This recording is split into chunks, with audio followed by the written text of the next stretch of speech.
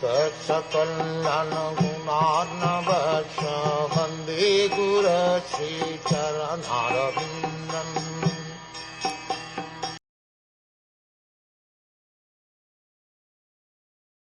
It is the opinion of expert transcendentalists that the ultimate goal of performing all traditional good works, penances, sacrifices, charities, mystic activities, trances, etc., is to invoke my satisfaction.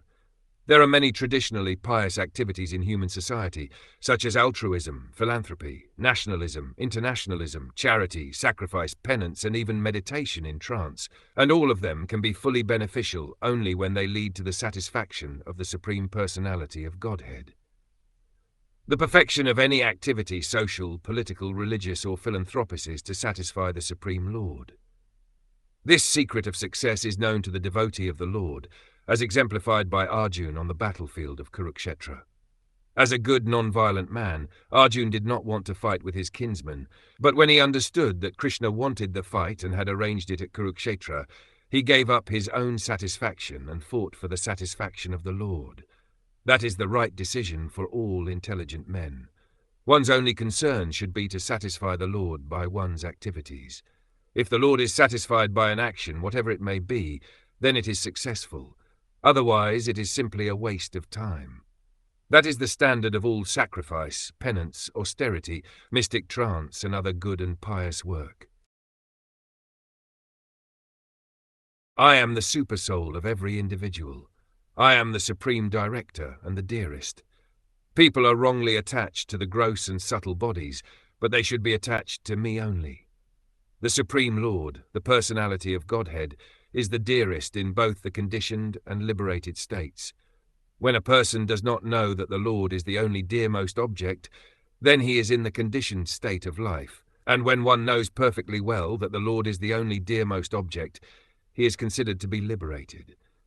There are degrees of knowing one's relationship with the Lord, depending on the degree of realization as to why the Supreme Lord is the dearmost object of every living being. The real reason is clearly stated in Bhagavad Gita. Mamai-vamsho jiva lok jiva bhuta sanatana.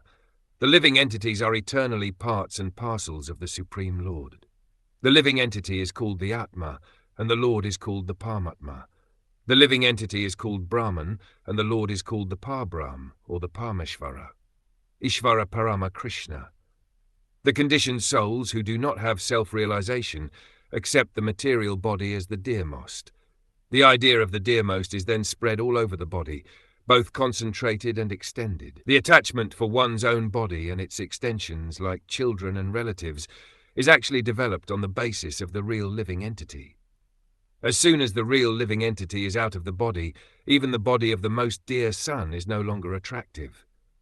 Therefore, the living spark or eternal part of the Supreme is the real basis of affection, and not the body. Because the living entities are also parts of the whole living entity, that supreme living entity is the factual basis of affection for all. One who has forgotten the basic principle of his love for everything has only flickering love because he is in Maya. The more one is affected by the principle of Maya, the more he is detached from the basic principle of love. One cannot factually love anything unless he is fully developed in the loving service of the Lord. In the present verse, stress is given to focusing love upon the Supreme Personality of Godhead. The word kuryat is significant here. This means one must have it. It is just to stress that we must have more and more attachment to the principle of love. The influence of Maya is experienced by the part and muscle spiritual entity, but it cannot influence the supersoul, the Paramatma. The Mayavadi philosophers, accepting the influence of Maya on the living entity, want to become one with the Paramatma. But because they have no actual love for Paramatma, they remain ever entrapped by the influence of Maya and are unable to approach the vicinity of Paramatma. This inability is due to their lack of affection for the Paramatma.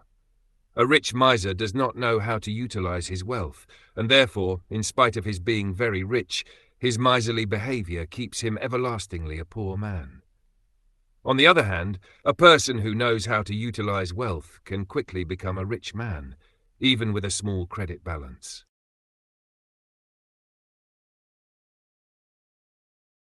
The eyes and the sun are very intimately related, because without sunlight the eyes are unable to see. But the other parts of the body, being attached to the sun as a source of warmth, take more advantage of the sun than do the eyes. Without possessing affection for the sun, the eyes cannot bear the rays of the sun, or in other words, such eyes have no capacity to understand the utility of the sun's rays. Similarly, the empiric philosophers, despite their theoretical knowledge of Brahm, cannot utilize the mercy of the Supreme Brahm because they lack affection. So many impersonal philosophers remain everlastingly under the influence of Maya, because, although they indulge in theoretical knowledge of Brahm, they do not develop affection for Brahm, nor do they have any scope for development of affection because of their defective method. A devotee of the sun god, even though devoid of eyesight, can see the sun god as he is even from this planet, whereas one who is not a devotee of the sun cannot even bear the glaring sunlight. Similarly, by devotional service, even though one is not on the level of a jnani, one can see the personality of Godhead within himself due to his development of pure love. In all circumstances, one should try to develop love of Godhead, and that will solve all contending problems. The sage Maitreya said, after instructing Brahma, the creator of the universe, to expand, the primeval Lord, the personality of Godhead in his personal form as Narayan, disappeared. Before his activity in creating the universe, Brahma saw the Lord. That is the explanation of the Katu Shloki Bhagavatam. When the creation awaited Brahma's activity, Brahma saw the Lord, and therefore the Lord existed in his personal form before the creation. His eternal form is not created by the attempt of Brahma as imagined by less intelligent men. The personality of Godhead appeared as he is before Brahma, and he disappeared from him in the same form, which is not materially tinged.